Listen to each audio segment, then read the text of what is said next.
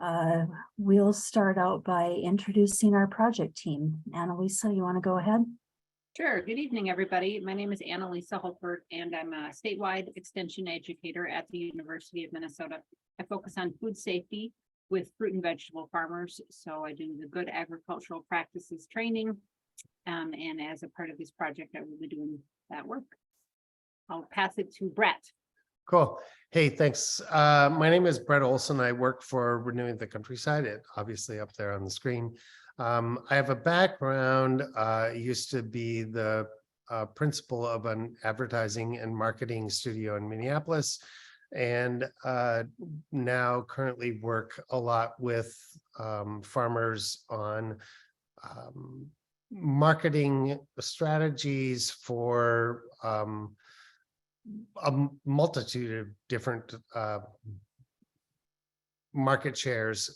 This time we're going to really work on wholesale, obviously, and for the last 15 years have done a series of workshops, and maybe some of you have been involved in speed dating, farmer chef speed dating, and we're going to take that to a new level with this whole project. But go ahead, Jane. Yeah, thanks. I'm Jane Jewett with Minnesota Institute for Sustainable Agriculture at the University of Minnesota. And I work a lot on food regulations at the state level, understanding what the state statutes and rules are, and translating that into ordinary language and helping folks understand those. And Natalie Hoydahl is not able to be with us this evening, but she's with University of Minnesota Extension, vegetable production specialist. And Ryan. Yeah, good evening, everybody. Ryan Pesch. I'm an extension educator here in West Central Minnesota, just east of Fargo for you Dakota people. And I work in community economic development. I do a fair amount of market analysis and some market research with communities, but I also am pretty well involved in specialty crop business planning and marketing. In part because, I'm a commercial veggie operator now. I think just finished CSA season 19 here. And I just tried to start up that H to get put away in the snowstorm, but I don't think that's going to happen. So good to be with you. All right. Thank you all. This training project is offered under a specialty crop block grant from the Minnesota Department of Agriculture. So we're going to start out by talking about what is wholesale anyway. Wholesale sales of food means sales to any food facility that will then distribute or sell or serve the food to others. So often when people say wholesale, they're thinking about that last bullet point of distributors or food hubs, but wholesale can include also sales to schools and daycares or restaurants and caterers, grocery stores, hospitals, care facilities, any entity that's going to take that food and pass it along to someone else. And wholesale doesn't necessarily have to mean huge quantities. Doesn't have to mean truckloads or even pallet load quantities. The food establishments that are based in communities, they can often buy quantities that'll work for smaller scale farmers. So our idea with this project is to recruit some farmers who are kind of on the cusp of making the jump from direct sales to wholesale, or have maybe done a little bit of wholesale and are thinking they're ready to take the leap into more. And to have our project team really surround them with the training and coaching and advice that they need, and especially information and help on developing their business in 6 key areas, 6 topics. Oops, this got out of place. Okay. So here are the 6 topics that we're looking at doing deep dive trainings on as part of this project, business planning and marketing mix, which will be handled by Ryan. Licensing and regulations that I will take care of, on-farm food safety that Annalisa will be training, production and efficient scaling up, that's Natalie's area, packing and packaging, back to Ryan, and then connecting with buyers, and that will be Brett's area of expertise. What does it cost for farmers to participate? No cash out of pocket. There's no tuition or fee to join the program. We are going to be asking for a fair amount of farmer time and effort. There are going to be 6 deep dive trainings that are each 2.5 hours long, and then homework in the form of developing written plans in each of those 6 topic areas, and effort to get out and knock on buyers' doors and make connections and move towards sales. So farmer time and effort is required. And we do not have reimbursement for mileage for the farmers written in. We're planning a couple of regional small group meetings that'll be in person. Hopefully we can configure the regions and the farmers so that no one has to travel too far to those, but we don't have reimbursement for that. So what do the farmers get out of this if you sign up and join the project? Training on those 6 key topics. We'll be doing it every other week, January 24th through April 4th. 2.5 hour long trainings. We're looking at middle of the day for those, but it's somewhat negotiable. Connections with other farmers who are in the same boat of looking at expanding or launching wholesale sales in your area. Quite a bit of assistance, focused and one-on-one help from our project team of experts in developing your written plans and connecting with buyers and getting the whole enterprise off the ground. The project ends in June of 2024. So we're looking at having a lot of contact with the farmers in this project throughout 2023 and the first half of 2024. And money. Farmers who complete the training and the other requirements like the written plans on those 6 topics and making some sales or making some agreements for sales, they'll be eligible for a $500 mini grant in 2024 or earlier to cover eligible expenses related to launching a wholesale enterprise. So this is a typical grant that does not fund capital equipment purchases, so we won't be able to reimburse for anything like that. But smaller things that you would need to manage compliance or food safety, things like a label printing machine, for instance, or labels or packaging. All right, that's kind of the quick outline of the project, and I'm going to pass it to Brett to provide some more context.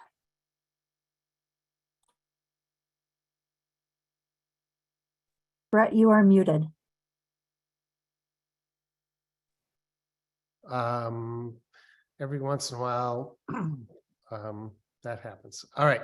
So yes, a little bit of context of why this, why now.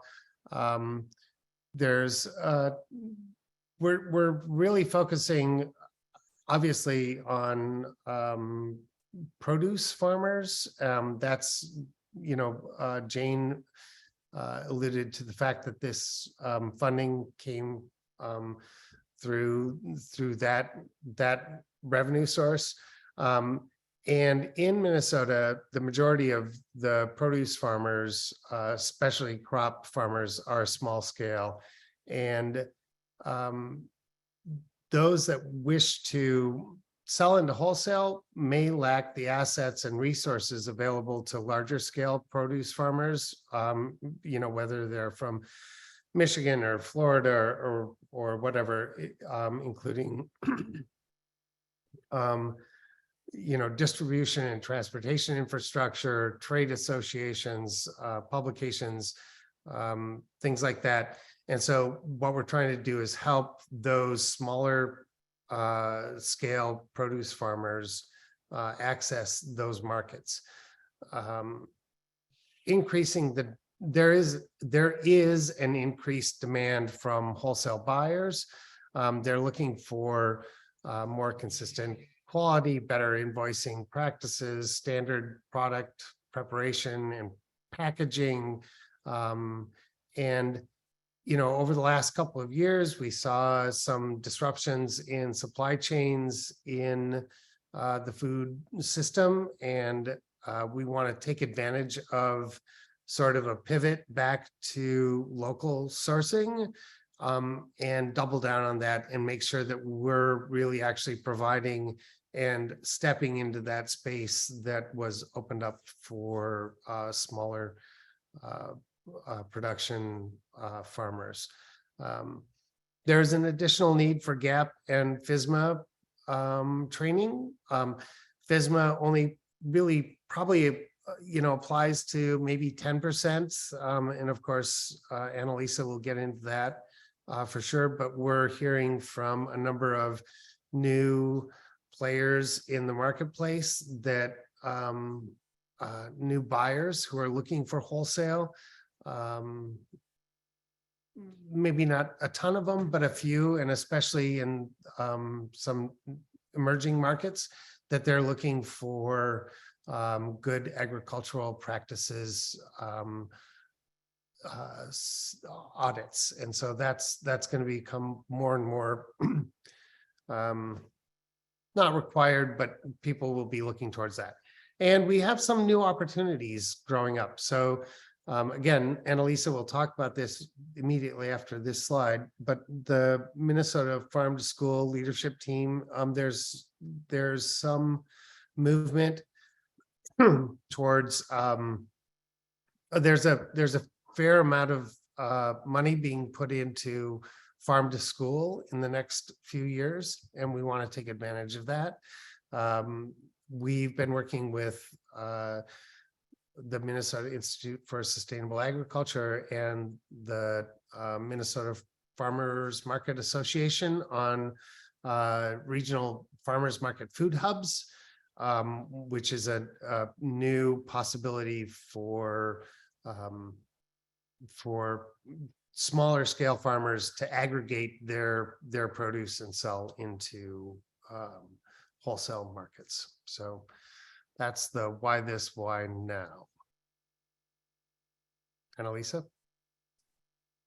Yeah, so we thought we'd take a minute just to highlight some funds that are available right now in Minnesota. For those of you in other states, this wouldn't apply, but you probably have similar programs in those states as well. So the Department of Ag, with new monies from the USDA, is able to increase the farm to school grants that are available to schools right now considerably.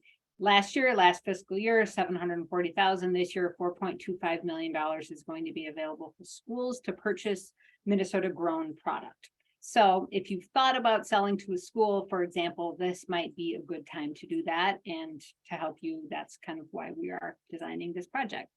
So next slide.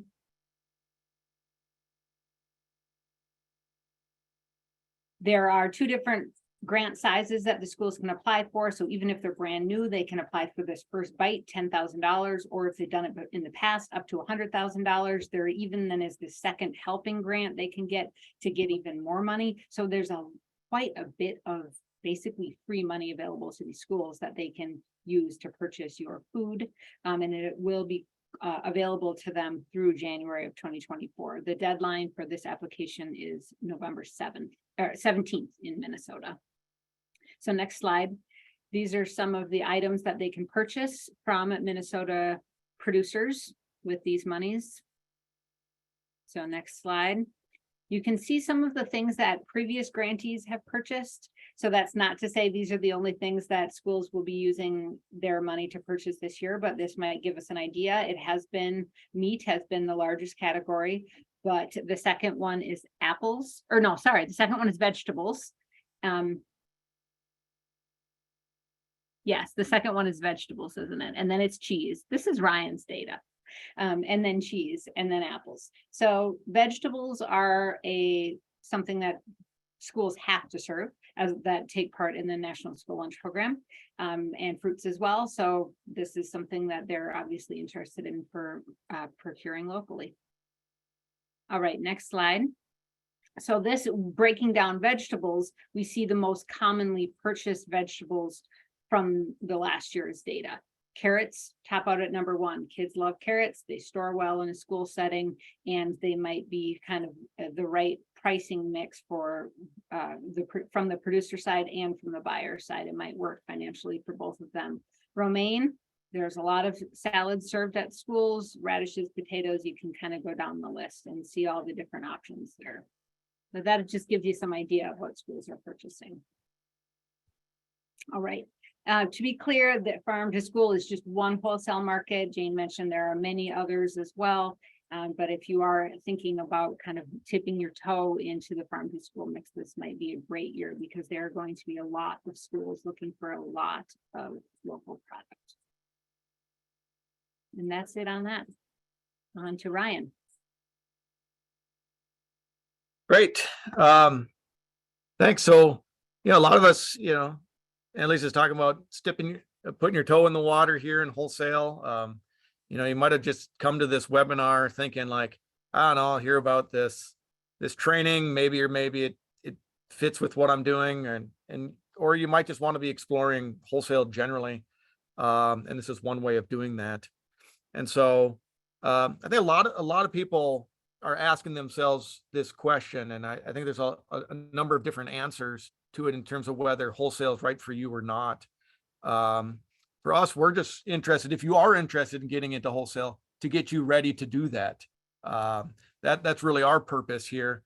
But you need to ask yourself whether you want to engage or not, whether it makes sense for your operation or not. And so one reason that you might engage in wholesale is that you're just simply looking for a new market. Over on the left, we have some ERS data from USDA.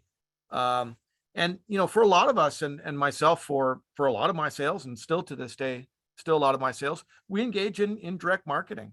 The data from USDA is about $11 billion of food was sold via direct markets, farmers markets, CSA,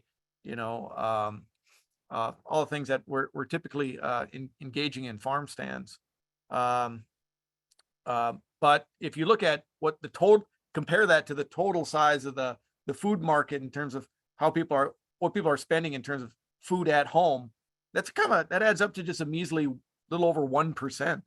And even if you look at just local foods, and I don't know, I've done too much community economic development work. I love pie charts. So if you look at this pie chart here, 2/3 of the pie chart are really wholesale accounts. Local food is moving 2/3 of it through retailers or other intermediate markets like schools, like institutions, and the like. And so oftentimes, as we're trying to compete in just the direct market, we are there because we want a retail price that's working for us. We have relationships, it's working for us, but we may be looking for a new market and step our toe into that other 2/3 of the pie chart there. So next, Jane.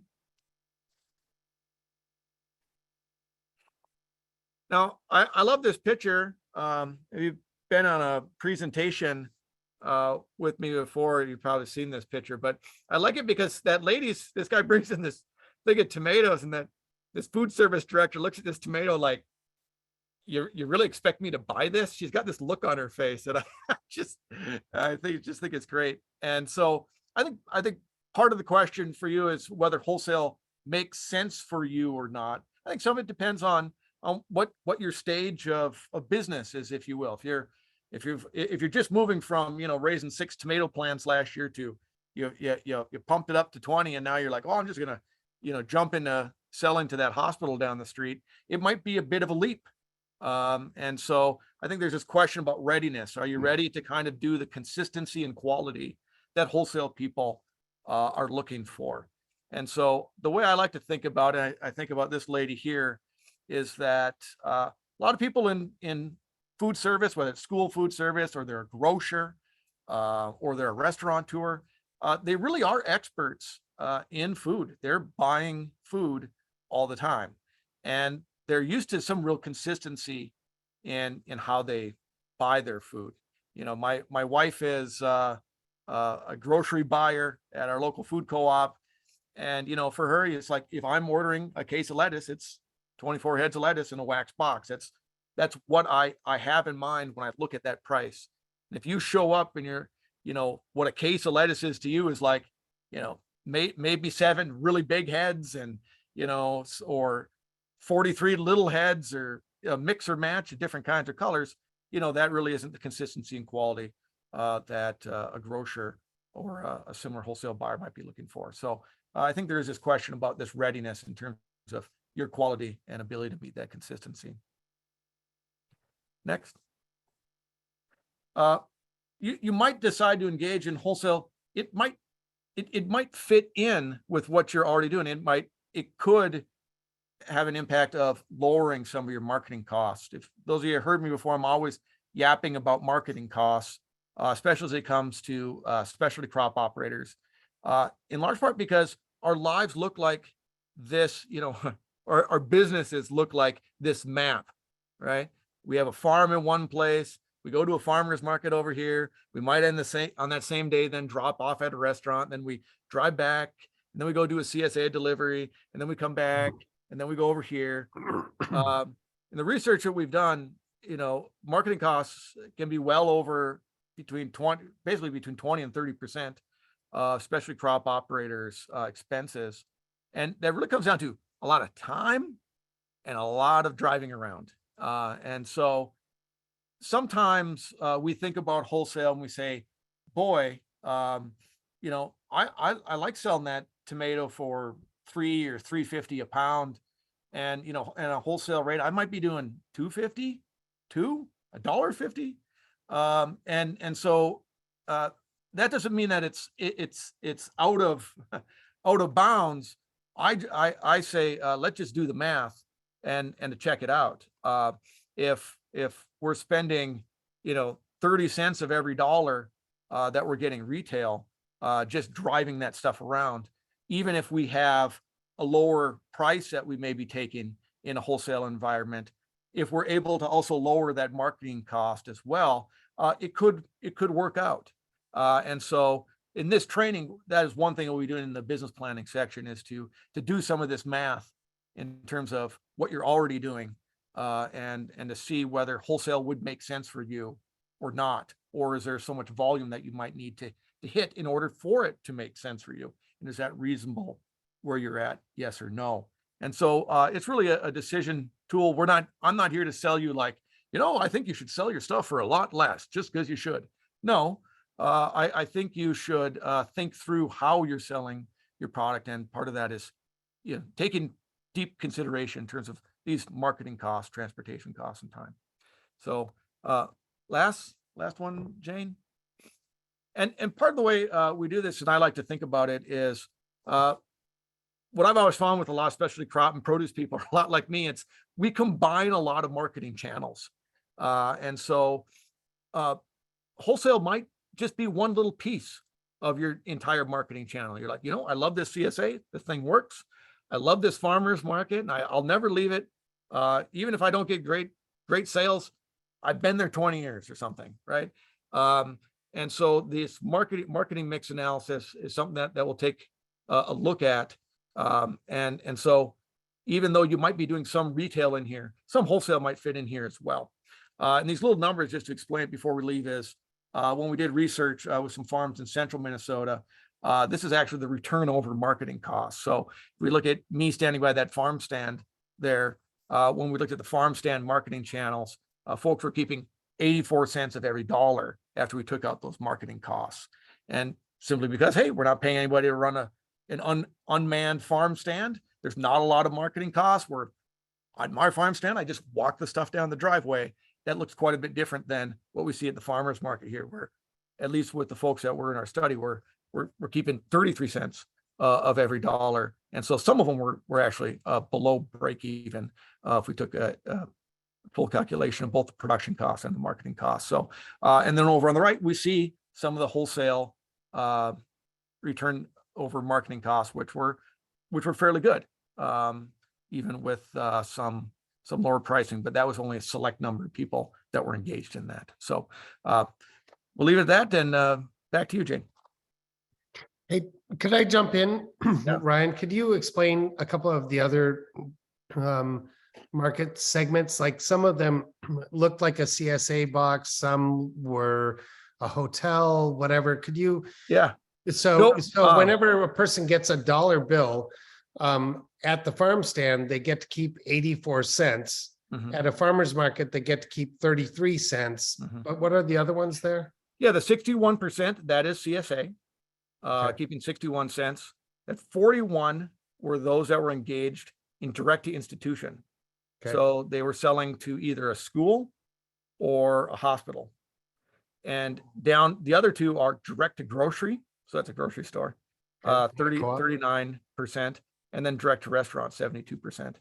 And so some of this really relates to the real particulars of the people who were engaged in each of those things. Like of the 10 operators, there were only, I think, 2 that did direct to grocery and maybe 3 that did direct to restaurant. And it was only still a portion of their entire marketing mix. So I think that the big takeaway is, I think it's important everybody does a marketing mix analysis for how they're currently selling. And we can estimate out what could be a potential, even if it's a retail potential, like, okay, I'll start at CSA. you could estimate that out. Or you could do it for, hey, I'm going to start selling to restaurants. What might that look like in my neck of the woods, and who could I reasonably sell to? So. Ryan, Kathy also asked in the chat, when you were talking about the national data, you mentioned that 2/3 of product arriving to the consumers from the intermediary through mediated. Is that trending upward? Is that more than in previous, as far as you know? I think it's trending upward, Kathy, but I don't know. I don't know about the apples to apples comparison from the data that was coming from ERS. That was at local food marketing survey. So that was a very particular add-on that was like a snapshot in time. And I don't know if that exact same question and set of questions that were asked in order to get at that were asked, say, 5 and 10 years earlier. It isn't coming directly from the census. Right. So. All right. So back to the particulars of the project that we have going on.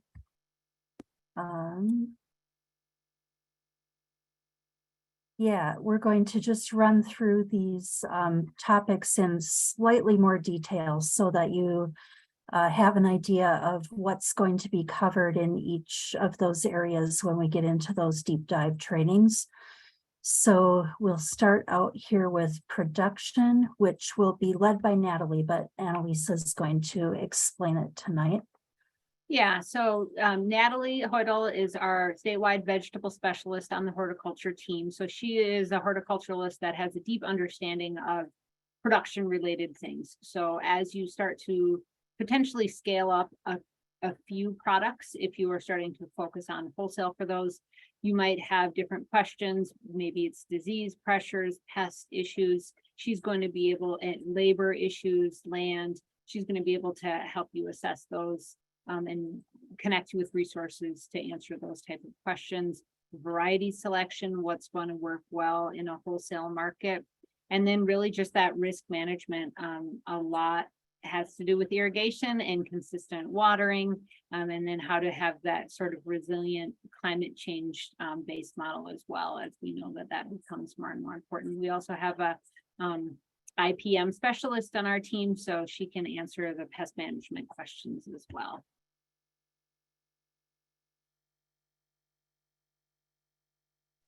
Yeah, so I'll be doing a business planning. You say we're getting a little bit into that marketing mix analysis, which is pretty well tied with this question about pricing. I know for a lot of producers, you talk wholesale and pricing's the first thing that comes to mind. And so certainly we'll be taking a look at that. But also I think there's some of the practices of just doing wholesale that might just be different from those of us that were typically in direct marketing in terms of, what kind of record keeping might we take? What do we really want in terms of sales and invoicing? This is a picture of my sales book there from Victor Lundin's. I took that just to give a little visual here. And I mean, like I said, I'm super involved with this co-op in DL, and it's amazing to me how many of our local growers are just like, I don't know, they just start writing. I had an invoice because I paid the invoices. It was written on a paper bag. I'm like, can't you spend the $7 on one of these books to keep this stuff organized? Anyways, but just some of these issues around payment schedules and getting some of those expectations clear with your buyers and potential buyers, I think is another part of those practices.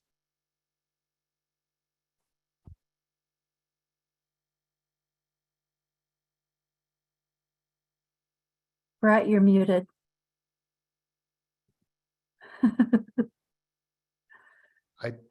Yeah, there you go. Thank you, Jane. Then I'm going to run into a little bit of the marketing to wholesale. And we're going to mostly cover three main areas, which is understanding the different types of wholesale buyers. I've been working on my slide deck for a number of weeks now, and I found out that I'm, really kind of stereotypical of different things, and knowing what a buyer will ask you from what they'll ask from you is going to be very different from a school than it is to a food hub, than it is to a summer camp, than it is to a prison. They're all buying food, and they're not always going to follow those same rules, but will at least get you used to what different kinds of buyers are out there. Then we're going to develop a pitch kit. And that's part of that homework that I think Jane alluded to earlier, and that's part of your responsibility. And that pitch kit will be based on those different types of buyers, and that'll sort of be part of branding your farm. That's not a logo. Branding and logos are different things. Branding is about a value proposition, what your story is and how you tell that story. And for one kind of buyer, it's a long story. And for other buyers, it's a very short story. So we'll have to figure those things out. We'll get year at a glance list of produce in that pitch kit so that they know what's possibly coming up. Frequently asked question sheets for ordering, invoicing, delivery, and a bunch of templates put together for communications that you may need to do. We're going to put all that together so that we can schedule plans for sales, right? And those sales calls always seem like kind of huge and really like, they're hard, right? They're not easy unless you have a toolkit that you can just kind of turn over and change the name on it. This is for this hospital or this for this school system. But you're still basically, you've got different toolkits for different market segments. So we're going to work on that. And then the idea is we're going to, part of that coaching that comes with this is we're going to ask you, do you have a schedule? Is it on your calendar? Are you being persistent? Are you doing it? And you have to actually just trust, just trust the process, right? You have to make so many, door knocks before you actually make the sales. And so that's going to be that whole marketing to wholesale portion. All right, thanks, Brett. And then I am going to be covering the licensing and regulations topic. We're going to go through all of the different types of regulations at the state level, maybe a little bit at the federal level, that can impact produce farmers. You may be aware that you don't need a license if you're selling your own product of the farm.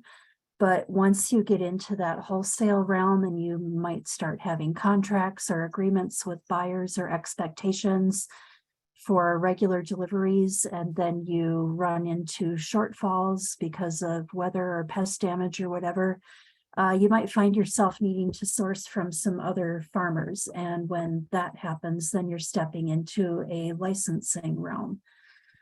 So we'll talk about that. We'll talk about the different things that could trigger a license requirement.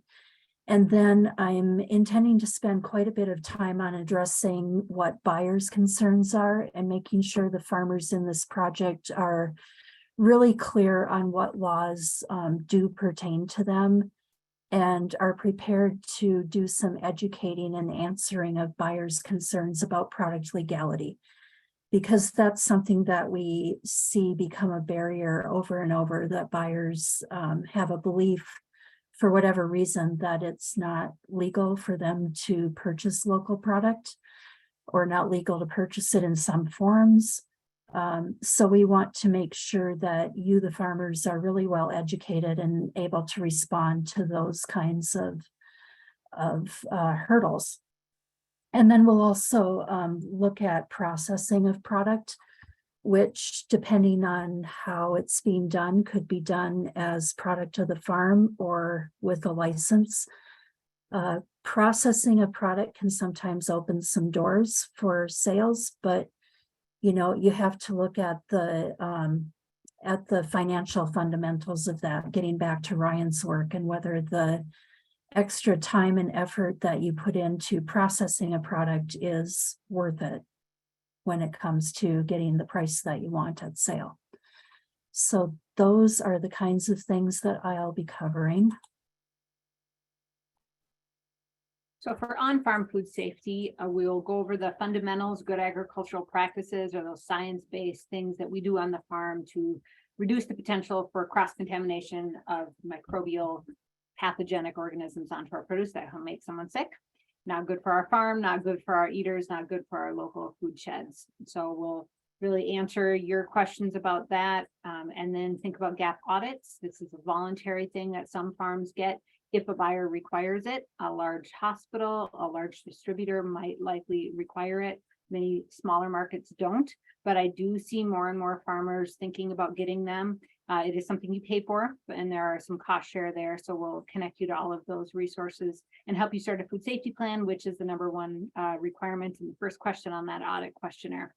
FSMA produce safety rule will help you know your status. If you grow and sell produce to others in Minnesota, you do have a status under the FSMA produce safety rule, and make sure you know that and be in compliance with that rule. That is not voluntary. If your farm has to comply with that, you have to comply with it.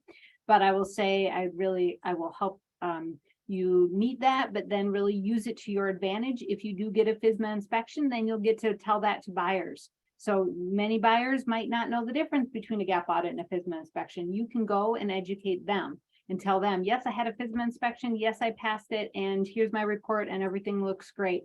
Good to go. So it starts with that food safety plan. That's really your policies, your practices, how you approach food safety on your farm. And we have a template for that. Of course, we'll help you to get water test. So testing that well water annually, and what to test for and how to think about those test results, and then just how to work with your buyer. So how you can approach them and really sell food safety and use that as a part of your marketing plan and promotional materials that Brett talked about in a positive way.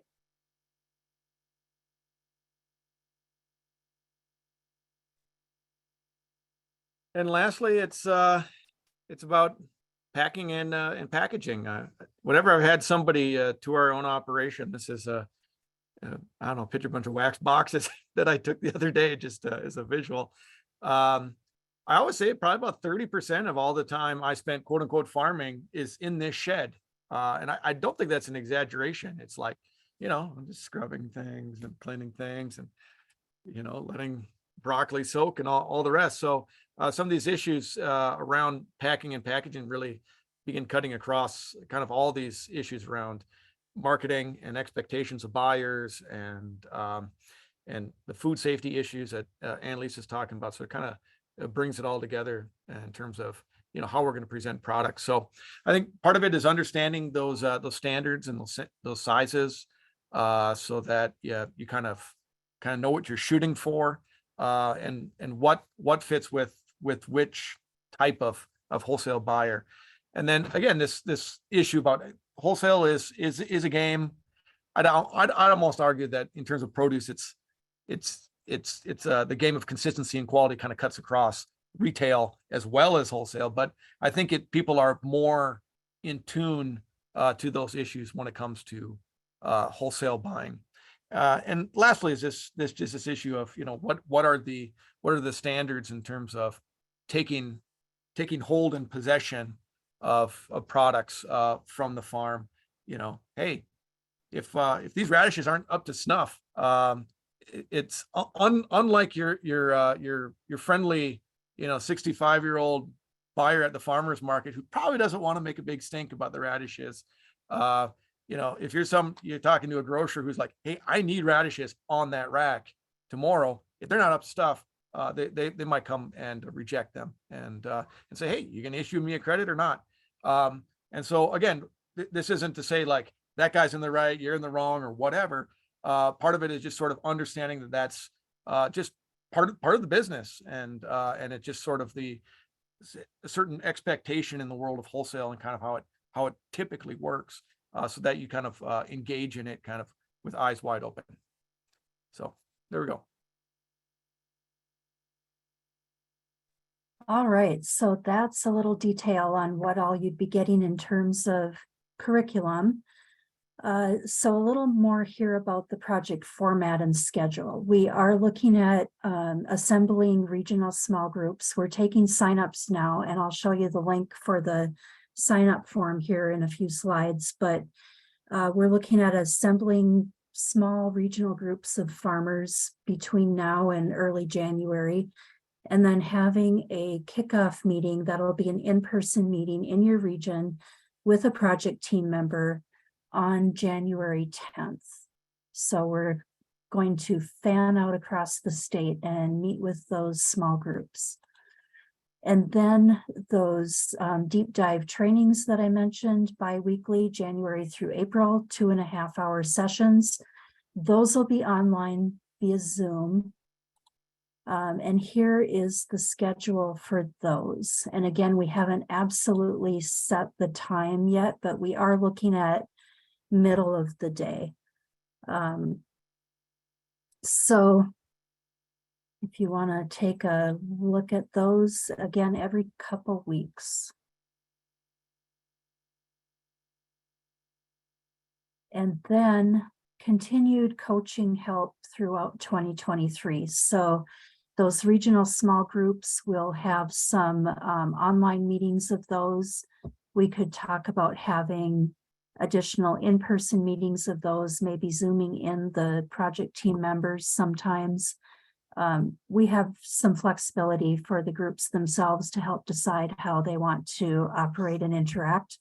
But we are going to be looking for written plans from farmers on each of those 6 topics. And our project team members will review those and advise and help hone them. And then we're going to be pushing the farmers in this project to approach buyers. And if it's something you're already doing, but you want to expand, we'll be pushing you to approach more buyers, different kinds of buyers. And if you're brand new to it, Brett will be helping you figure out how you do that approach and how you make your pitch. And then launch or expand actual sales. So you can make actual sales depending on how the timing shakes out of when you feel like you're ready to roll versus when the growing season is. You could be making actual sales. You could be getting some agreements or contracts in place. That's part of the eligibility for that $500 mini grant. So we do want to see you making moves towards sales. And then those mini grants, they will be on a reimbursement basis. And here are some examples of allowed expenses. You know, Ryan mentioned a receipt book, $7. You could get a fancy receipt book, maybe $30, you know. But that would be one of the things that could be an allowed expense, setting up a invoicing system. If you want to do like an online ordering system and you need to get a subscription for an online service for that, that's something the mini grant could cover. Again, no capital equipment, but small equipment like a label printer would be eligible. So if this sounds good to you, please sign up. And there is our link where you can sign up. We've got a little online application form. It's not too long or complicated. Annalisa, would you be willing to throw that link in the chat again so people can access it? That would be great. And then we do have a web page that will be expanded as this project goes along and we add more material to it. But for now, there's a landing page with some basic information about the project, and also the link to the application is there on that page. So spread the word, tell your friends, tell your fellow farmers. We're hoping to sign up a bunch of people and move the project forward with at least 20 farmers. And now I'll open it for any questions. Yeah, they had the question about whether getting help with your farm finances would be an eligible expense. You know, kind of setting up your bookkeeping or something like this. Yeah, I think if you need to hire a CPA to help you set up an accounting system properly, that could be an eligible expense.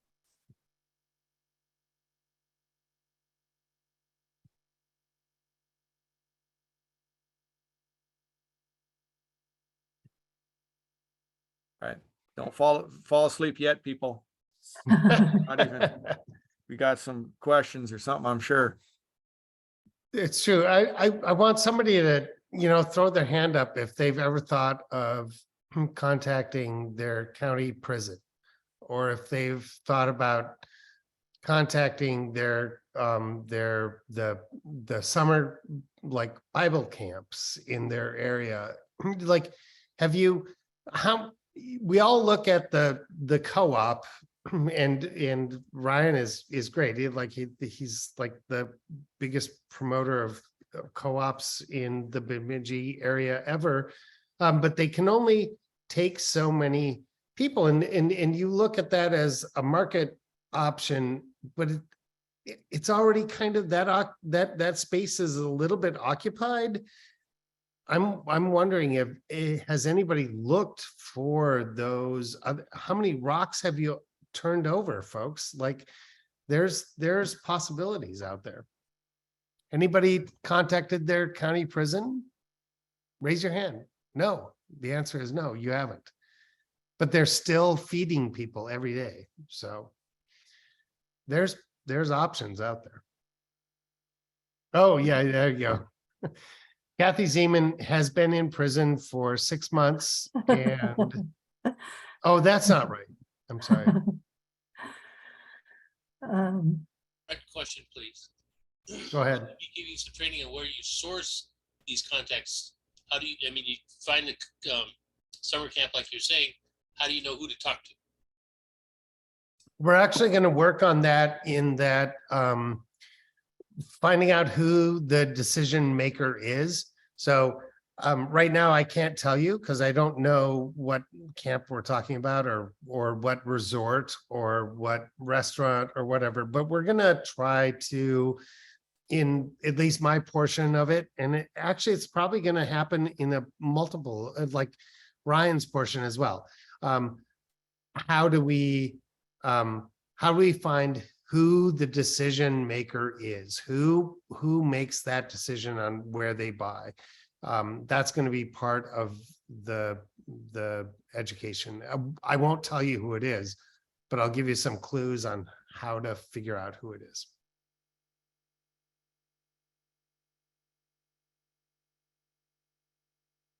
Yeah, the red wing mushrooms people are like, you asked, somebody knows who that decision maker is. Yes. Oh, for sure. Yes.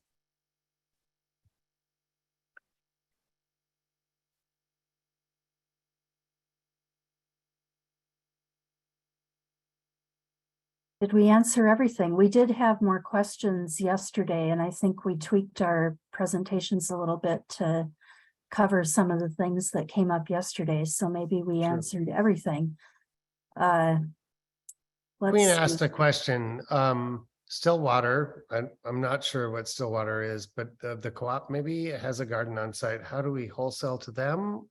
Or is that the farmer's market? Oh, the prison. Prison. Yeah, right. So, yeah, so so prison was just like an example. And so, but what I'm saying is that, flip over a bunch of rocks.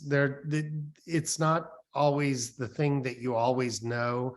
Oh, they serve local food, I should sell to them. No, they're selling food, I should sell to them. Yeah. So, but yeah, you got to look under a lot of rocks. Just one little fun fact, and I see our friend from Red Wing Mushrooms has a question, is that I did do a consumer survey one time in Renville County, very rural county, very conventional ag kind of county. Yeah. And what was very interesting finding from that is those who gardened bought more local produce. So sometimes in rural areas, we've always say, well, everybody has a garden. Why would they ever buy from us? Right. But it's actually kind of the opposite. They appreciate it, so they buy it. Hey, Oh, Red okay. Wing, would you ask your question? You've got your hand up. Yep. Hi, guys. Hey. So my question was, has anybody tried working with food shelves or soup kitchens, or how do we get into that? And I don't necessarily mean from a standpoint of trying to profit off of them, but how do I work with them? I know they get grants, right? They're getting money somewhere. We grow a thing that has to be eaten or dehydrated every 2 weeks. So we have like a lot of excess to work with. And I was wondering if anybody's done that, or if, anybody knew how you would get into that avenue.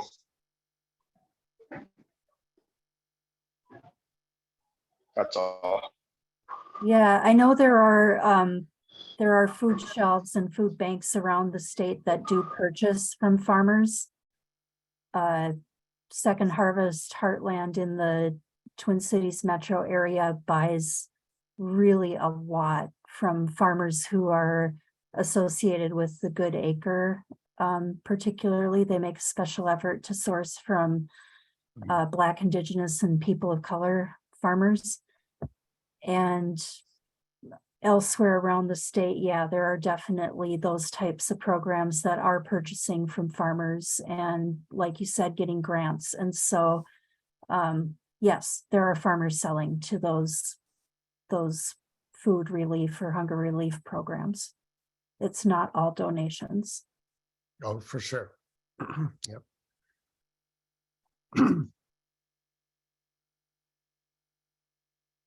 And just an FYI, I just cooked up a bunch of maitake from Red Wing. It was fantastic just yesterday, but that's a different subject. So There was a question about Becky about will school districts decide individually, or will Department of Ag work out the details for the farm to school? Becky, I assume that's about which farms the schools will work with. Yeah. Yep, that's completely up to the schools. So it's money from the Department of Agriculture that is available on a reimbursement basis for the schools to purchase the local food, but who the school wants to buy from is up to them. So if you make it easy for them, if you come with your materials, and basically through this project will help you learn how to do that, to present yourself in a way, kind of check all their boxes, because they're very busy and you're very busy. So if you show up with all of your stuff kind of in hand, you've got some samples for them, you speak their kind of food service language, and you are able to think about your pricing ahead of time, maybe that can make that conversation go more smoothly. But yeah, it's up to them who they want to buy from. Yep, we've got a question in the chat about daycare, and could that be an avenue?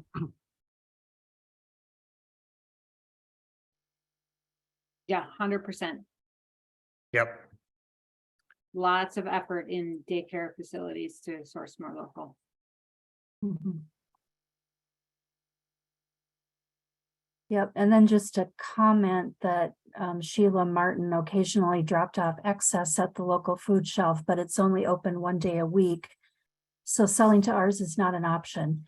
Yeah, you know, the food bank and food shelf system operates kind of like a distributor with grocery stores. So the food banks act like distributors, and the food shelves are kind of the local grocery stores. And so working with a really small food shelf that may not have any refrigerated storage space may not be an option, but the food bank that serves them is going to have significant warehouse space and capacity and be open, you know, regular business hours or even longer. And so those are a potential buyer of local food. They're often very sensitive. So back to the mushroom question, which actually kind of prompted this. They're very sensitive to shelf life and cultural preference. And so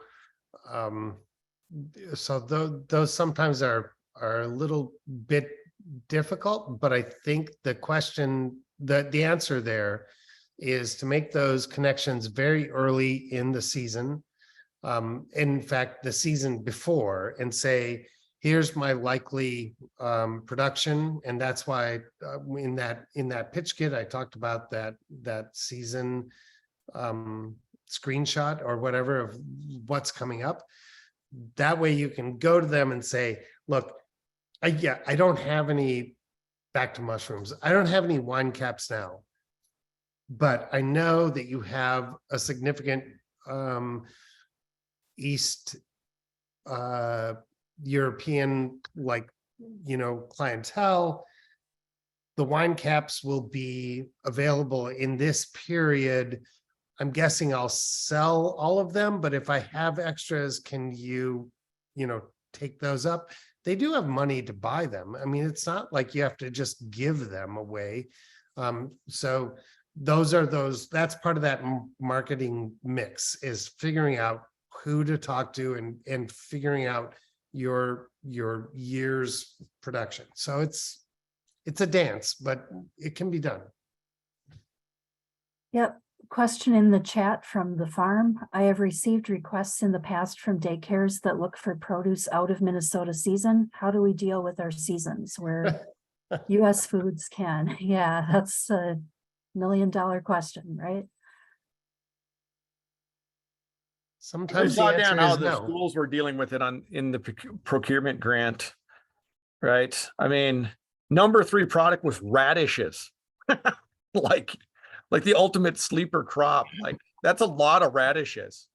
I mean, if you $700 and some $1,000 and radishes were, you know, 5% of the whole budget or something. I mean, it's kind of weird. So I mean, they're dealing with it just in terms of think storage crops is one great place to start. Brian, what about the deep winter greenhouses? Are they ever going to become big enough to do wholesale winter crops? Yeah, I mean, hey, certainly some people are doing, you know, winter greens, but the people doing greens at this wholesale scale a lot, they're hydroponic people, really. I mean, I'm a soil guy, right? I like to grow things in soil, but honestly, I know people are growing lettuce that'll work in a hydroponic environment in that way. But also Kathy, how big is your school district? I mean, you don't have to produce for all of Minneapolis, right? You're in, Northfield or even smaller. I don't know if there's a smaller school district around you. Like, you don't have to be producing, like back to what Jane said, you don't have to be producing pallet loads in order to be selling into these markets. So you have to look at what your market is looking for and asking for. So.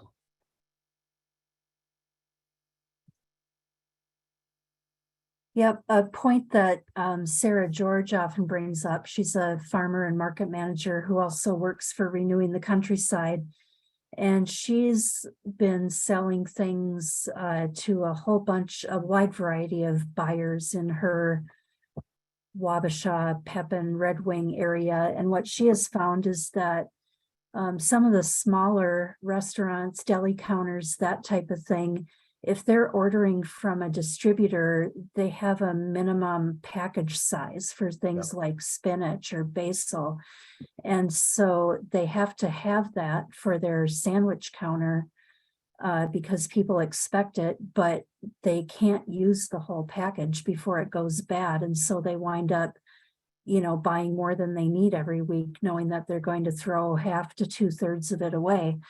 And they're happy for the opportunity to buy the quantities they need, smaller quantities from a local farmer. So, that's another way to think about getting some local produce in there. And with things like spinach and herbs, season extension, even Perfect, small yeah. greenhouses can produce a fair quantity of something like spinach for quite a bit of the year.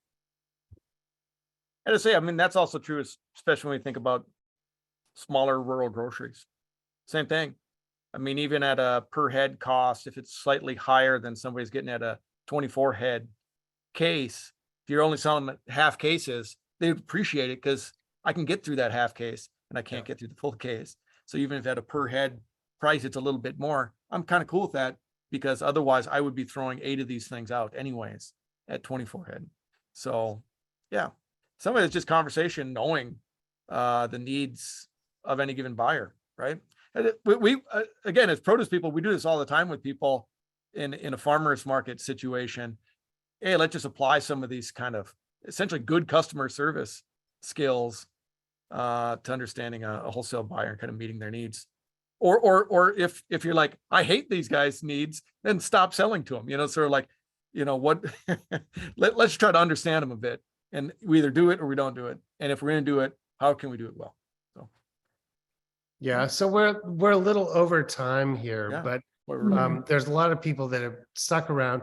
I think that the deal is we are actually going to be able to answer a lot of these questions more in detail as we go forward, and how to access those markets and what they're going to expect from us. And it's